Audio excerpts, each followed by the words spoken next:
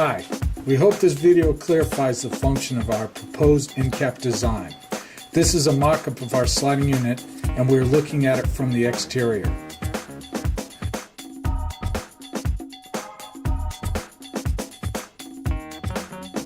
The end cap goes into the track of the sliding door as shown here.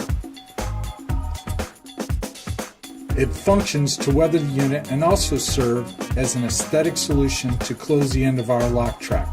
We have made some minor modifications to our proposal to you that aren't found in the end cap shown here.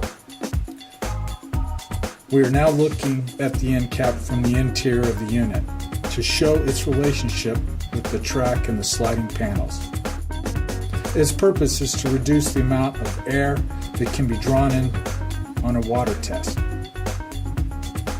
We have had very good in-house testing results with this prototype.